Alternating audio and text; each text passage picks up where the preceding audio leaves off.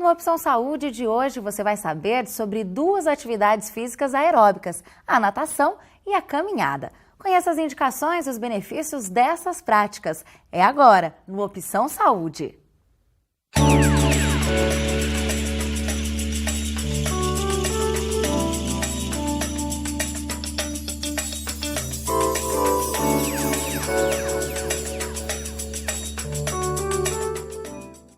E aqui em nosso estúdio recebemos os professores do curso de Educação Física da Unesp, o professor Milton Vieira e o professor Henrique Monteiro. Obrigada pela presença de vocês no nosso programa, professores. Nós que agradecemos. Bom, para começar o nosso programa, gostaria de saber já, professor Milton, qual a diferença entre as atividades aeróbicas e as anaeróbicas? Basicamente, as atividades aeróbias, o que diferencia em relação à intensidade e à duração do exercício. Nas atividades aeróbias, você consegue permanecer por mais tempo executando a atividade como caminhada, a natação. Então, a duração é maior com uma intensidade mais baixa de execução. Já nas anaeróbias, é uma atividade mais curta, de curta duração, onde a intensidade é maior. Por exemplo, um salto, um levantamento de peso, que você exige as fontes energéticas diferentes para a execução daquela atividade. Uhum. Agora, professor Henrique, para quem está com a intenção de perder peso, as aeróbicas são as mais indicadas? As aeróbicas são as mais indicadas e também é importante observar alguns outros aspectos, como, por exemplo, o tempo que você permanece em atividade aeróbia, por exemplo, de 45 a 60 minutos seria recomendável. E uma intensidade que deveria variar em torno de 60% a 70% da capacidade cardiorrespiratória. Professor Milton, além da perda de peso, as atividades aeróbias, elas proporcionam quais outros benefícios? No primeiro momento, quando a pessoa é totalmente sedentária, ela gera de imediato alterações no organismo, dando um bem-estar físico, com o início da prática, melhora o fortalecimento cardiorrespiratório, então fortalece o sistema cardíaco e também o controle da respiração, aumenta a autoestima da pessoa, tá certo? E além do que, essa prática regular vai gerando melhora geral no organismo, fortalecimento muscular, resistência às atividades do dia a dia. Professor Henrique, e para quem quer fazer uma atividade com todos esses benefícios que a gente está dizendo agora, por exemplo, a aeróbia, é importante para a pessoa que vai começar a gente identificar algumas características da pessoa, da personalidade, para achar uma atividade adequada para essa pessoa? É bastante importante. Existe na literatura tipos de comportamento. Por exemplo, se diz assim, pessoas de comportamento tipo A, são pessoas que suportam mais estresse, têm uma agenda superlotada e quando vão fazer uma atividade, não gostam de fazer uma atividade muito suave, muito lenta. Uhum. Aqueles que têm comportamento tipo B já são o oposto. Eles gostam de fazer uma atividade leve a moderada, um tempo maior, como se duas pessoas que fossem caminhar. Uma gostaria talvez de imediatamente correr, e resolver logo aquilo, e a competitiva, essa coisa toda, e outro gostaria de fazer a caminhada, parar para olhar a natureza, enfim, coisas desse tipo. São determinados pelo perfil da pessoa. E que possivelmente vai contribuir para que essa pessoa continue fazendo a atividade física, né? Agora, uma coisa que é importante, Juliana, é ter presente que, por exemplo, quem quer perder peso, só atividade aeróbia não dá conta. Uhum. Então, consultar um médico, um nutricionista, ter uma dieta, e aí você, digamos assim, a perda do peso vem muitas vezes com um controle medicamentoso, com uma dieta e com um exercício aeróbio. Aliar essas coisas, né? Então, isso é um tipo de abordagem multiprofissional, uhum. que cada um, nesse caso, faria o seu papel direcionado à perda do peso. Professor Milton, tem uma idade para se começar a fazer as atividades aeróbicas? Não. Se fôssemos olhar uma criança hoje, normalmente a teoria do não pode prevalece. Então ela quer subir numa cadeira, vem a mãe, não pode. Ela corre para fora de casa, não pode. O que nós temos que estimular o desenvolvimento motor da criança desde os primeiros anos de vida. E aí a atividade, como a caminhada, a corrida, né, as atividades mais locomotoras, elas são fundamentais para que se tenha o hábito de uma atividade ao longo da vida.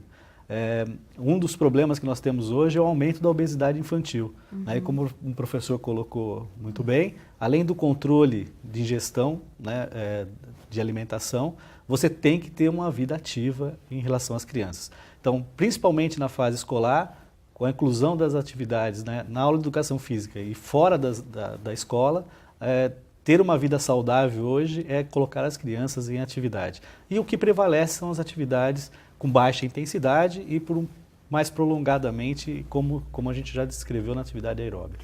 E parece que as crianças naturalmente têm essa propensão de fazer, de correr, né, de se mexer também, né? Com certeza. Essa energia para gastar, né?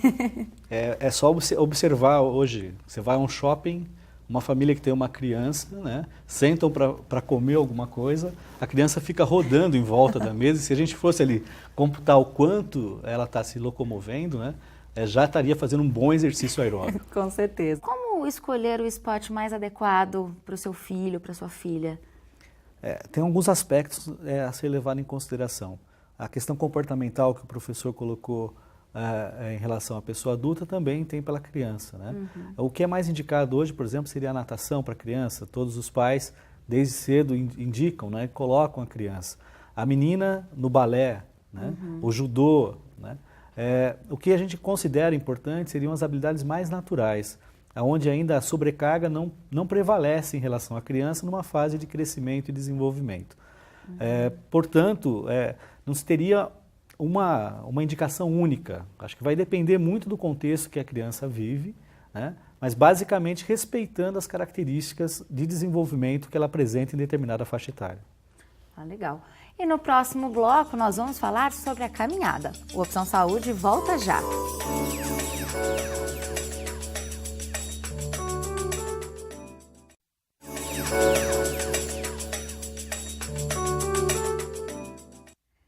Opção Saúde está de volta e nesse bloco vamos falar de uma das mais populares atividades físicas, a caminhada. Professor Henrique, a caminhada é super democrática, né? Porque ela não tem custo, né? Pode ser feita em qualquer lugar. Agora, como saber quantas vezes por semana eu devo caminhar, por quanto tempo, como decidir isso? Bom, Juliana, o Colégio Americano de Medicina Esportiva, ele preconiza que meia hora de caminhada por dia. Então, sua resposta seria todos os dias. E eles diziam o seguinte, que não necessariamente precisa ser 30 minutos contínuo. Podem ser, você pode acumular, por exemplo, 3 momentos do dia em que você faça em torno de 10, 15 minutos cada sessão.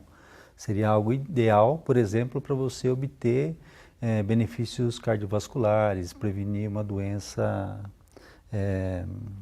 cardiovascular. Obviamente que esse exercício, se você fizer 30 minutos por dia, numa intensidade leve, né, ela traz benefícios cardiovasculares, mas não seria adequado para você perder peso, como nós conversamos no bloco anterior. Aí você já precisaria trabalhar numa outra intensidade. Em relação à velocidade, ela tem um limite? Quando é que a gente sabe ali o tempo adequado? Quando a gente já está ofegante, não? Bom, cada indivíduo tem a velocidade da caminhada e até do trote, muitas vezes ela é determinada pelo nível de condicionamento da pessoa e pelo objetivo que ela almeja. Né? Então, a questão da velocidade perpassa por tudo isso. Seria muito bom, a depender do objetivo que você tenha, consultar um profissional, um educador físico, no caso, que possa orientá-lo sobre qual seria a intensidade desse exercício. E todos podem caminhar, gestantes, hipertensos ou não? Tem alguma contraindicação? Gestantes, hipertensos, diabéticos insulino dependente, com resistência à insulina, todos esses podem caminhar desde que sejam orientados pelo médico a fazê-lo ou não. Então, Então, nesse caso, é o médico que vai dizer se ele está apto a realizar esse tipo de atividade. Obviamente, não são todos que podem utilizar. Por exemplo, pessoas com peso muito excessivo, né, obesos mórbidos, pessoas que fazem uso de prótese, então teriam limitações à prática da caminhada. Uma artrose muito avançada, né? Seriam situações em que você teria contraindicação. Mas aí o médico pode autorizar ou não essa atividade, obviamente, desde que não comprometa ainda mais a condição de saúde dele. Legal. Agora, professor Henrique, qual é o tênis mais adequado para a caminhada? Como deve ser esse tênis? Bom, o mercado oferta uma quantidade enorme de tênis que seriam adequados para a caminhada. Tênis de solado macio, plataforma larga, já seriam suficientes para você fazer uma caminhada confortável. Uma caminhada esportiva, no caso. Porque muitas caminhadas podem ser feitas com um sapato mesmo, porque você pode, por exemplo, se deslocar do trabalho para casa, de casa para o trabalho, ir ao mercado, e você poderia fazer com outro calçado. Para a prática esportiva, um calçado de solado macio seria adequado. Não precisa ser o mais caro. Tênis muito caro, muitas vezes, são muito específicos para corredores que precisam de uma performance muito destacada. Para um indivíduo que vai caminhar, não precisa comprar nem o tênis da moda, nem o mais caro. Qualquer loja de produto esportivo pode orientar sobre a compra de um calçado adequado para isso. Bom, ainda falando sobre a caminhada, muita gente opta por utilizar a esteira, né? Andar na esteira proporciona o mesmo resultado do que andar pelas ruas, fazer a tradicional caminhada? Do ponto de vista biomecânico, há alguma diferença em caminhar na esteira. Do ponto de vista cardiorrespiratório, você vai alcançar benefícios muito semelhantes, não haveria grandes problemas. Um problema da esteira é que quando você sobe na esteira, quem determina a velocidade que a esteira vai rodar é o equipamento. E isso muitas vezes aumenta o risco de queda, pessoas com mais idade, de acidentes, com algum tipo de trauma ortopédico. Então a esteira requer um cuidado adicional.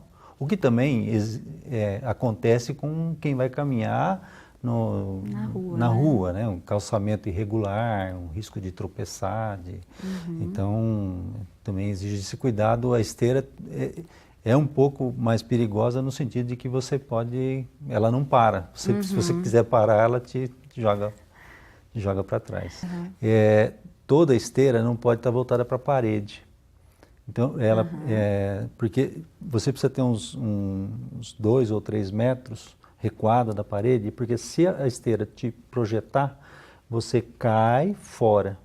Né? Se estiver na parede, então o que acontece? A esteira te joga, você fica restrito à parede e o tapete queima toda a sua pele e aumenta muito o risco de lesão. Tá? Sim, uma dica importante, né? Professor, agora no caso da esteira, como a gente comentou que é a própria esteira que controla a velocidade, né? A gente só acho que escolhe o tempo e ela mantém. Agora, isso ajuda, por exemplo, a controlar os batimentos por segundo, você conseguir controlar a sua performance ali durante o exercício?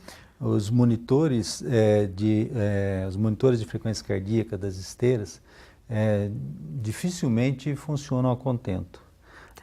Então, quem sentir necessidade ou tiver interesse de controlar a intensidade do exercício que ele está realizando, nós recomendamos usar então um monitor cardíaco. Existe no mercado de várias marcas e a preços bastante acessíveis. Daqueles que você coloca uma cinta torácica, né? E o próprio relógio registra essa frequência. Alguns celulares mais modernos, hoje, já com sistema de GPS, pode também monitorar a distância que você percorreu, a quantidade de quilocalorias, o número de passos que você deu. Então, você baixa alguns aplicativos, são gratuitos na internet, e podem ser utilizados para controle da atividade aeróbica que você está realizando. Com certeza, isso é uma dica importante, porque existem vários mesmo e são bem simples de usar, né? Quem tem facilidade de utilizar esse tipo de aplicativo, eles são bem interessantes. São bacanas. Bom, professores, olha, agora a gente vai ver as mudanças que a caminhada provocou na vida do Sr. Bento. Vamos ver.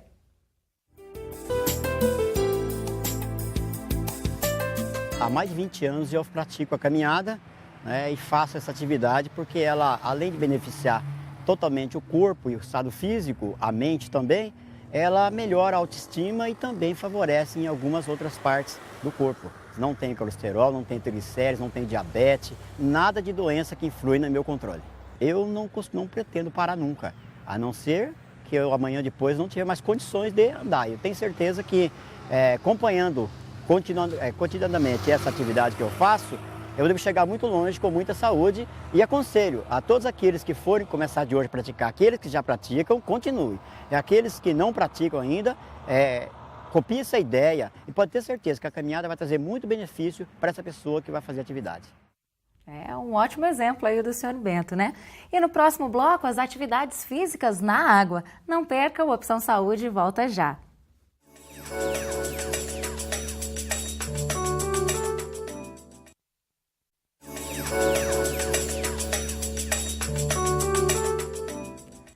O Opção Saúde está de volta e nesse bloco vamos tratar de duas atividades físicas realizadas na água, a natação e a hidroginástica. Professor Milton, quais são os benefícios para quem escolhe a fazer uma atividade na água? Bom, no primeiro momento o prazer, né? Nada mais gostoso, principalmente no nosso clima, tomar um banho, né? Estar dentro de uma piscina. Então, a grande maioria das pessoas que, em alguns estudos que a gente já vem executando sobre o porquê buscou a prática da natação, da hidroginástica, uma delas é a questão do prazer na atividade na água. A segunda mais indicada é devido à diminuição, né, do impacto. Né? O corpo submerso na água, a pressão que a água exerce no corpo cria uma relação diferenciada, como por exemplo a caminhada, né, o jogar futebol. Então isso coloca no primeiro momento como uma atividade mais leve em termos de execução, porém a resistência da água, em muitas situações, ela serve como uma primeira forma de você criar diferentes intensidades no exercício. Né? Em relação à atividade na água, na natação você tem a posição horizontal do corpo na água, né, trabalhando todas as articulações, a maior parte da musculatura corporal. Em relação à hidroginástica, dependendo do tipo de hidroginástica e da atividade que vai ser executada, você também consegue fazer especificidades em termos da prática de exercício. Então, é um conjunto de fatores, né, além de ser indicado para qualquer faixa etária a prática de atividades no meio líquido. O fundamental é a pessoa estar adaptada a esse meio. Né? Encontramos muitas pessoas que não sabem nadar, e procuram, por exemplo, a hidroginástica porque a maior parte do tempo você fica sem o contato do rosto na água.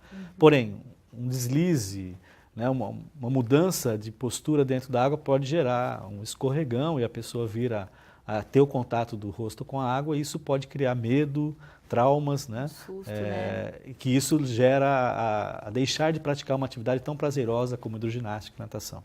Legal. Agora, professor, por que indica-se a quem tem bronquite ou algumas alergias respiratórias as atividades na água?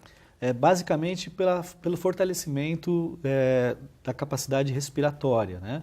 A pressão que a própria água exerce na caixa torácica, por exemplo, gera que você tem que exigir mais força para fazer o processo de expiração. Então, basicamente seria um melhor controle do sistema respiratório e um fortalecimento de todo o conjunto do sistema muscular que facilita esse tipo de trabalho. Embora muitos estudos indicam a natação como sendo favorável também a uma tentativa de diminuição das crises, né, que você tem de bronquite e asma, por exemplo. Né?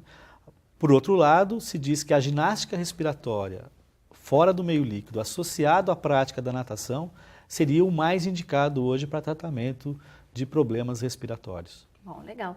Agora nós vamos ver os depoimentos de duas pessoas que tiveram vários benefícios praticando a hidroginástica.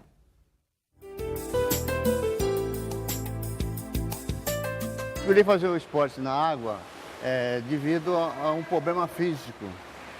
Então eu fui vítima de pólio, então para mim fazer caminhada ou andar de bicicleta dificulta muito. Então na água me favorece por causa do impacto na água, que não prejudica o joelho, e eu me sinto bem fazendo esse tipo de esporte. Eu tinha sido operada do fêmur e o médico me recomendou.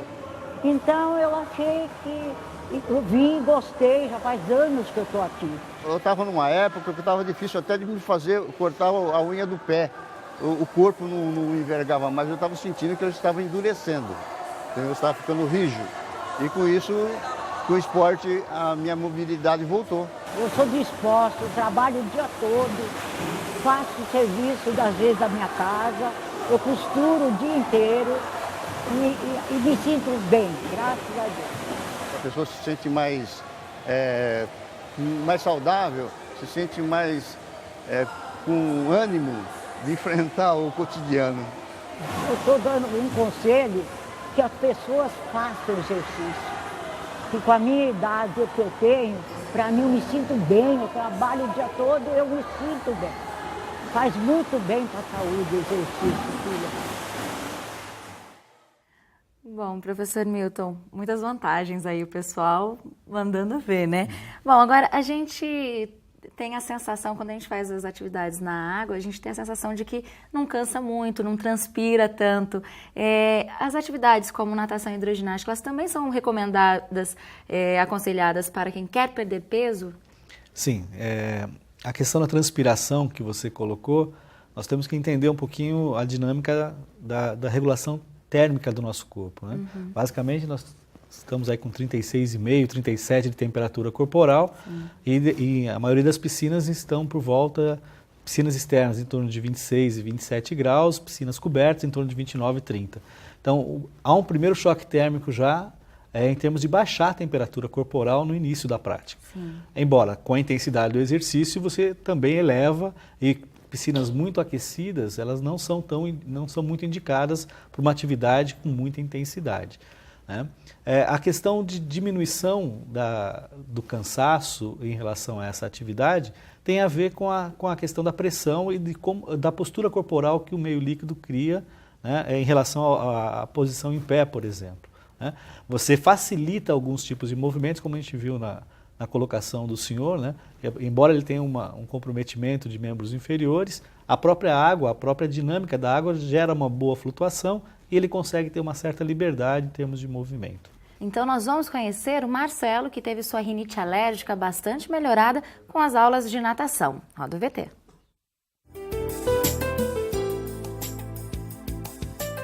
Eu escolhi fazer uma atividade na água, no caso natação, por dois motivos. Primeiro era por ter uma atividade física, né, que me proporcionasse condicionamento físico, e também em relação à minha saúde, para melhorar. No caso, eu tenho rinite alérgica, então me ajuda bastante a controlar, né, e não ter nenhuma complicação com relação a isso. Tenho muito prazer em fazer natação.